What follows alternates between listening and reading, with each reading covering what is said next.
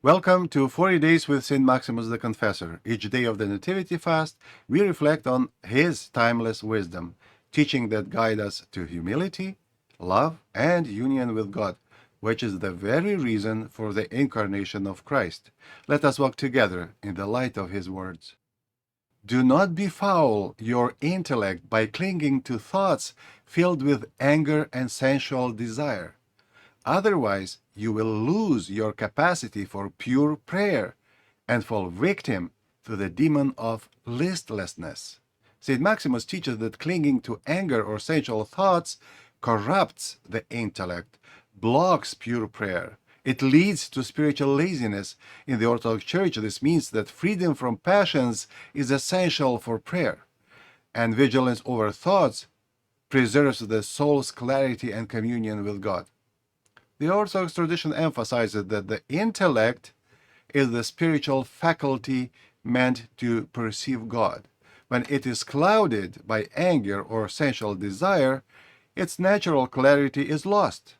So St. Maximus warns that such passions befoul the intellect, making it incapable of pure prayer. Now, prayer in our Orthodox teaching is not just words, but the lifting of our heart and mind to God. For this to be genuine, the soul must be free from passions. Anger distorts love, while sensual desire enslaves the soul to bodily impulses. Both prevent the intellect from focusing on God. St. Maximus adds that when the intellect is corrupted, the soul falls victim to listlessness, which is a spiritual weariness or indifference. In Orthodox spirituality, this listlessness or indifference is considered one of the most dangerous temptations because it leads to neglect of prayer, it leads to despair, and it might cause our spiritual paralysis. At the same time, our watchfulness or the careful guarding of thoughts helps the intellect remain pure and directed toward God.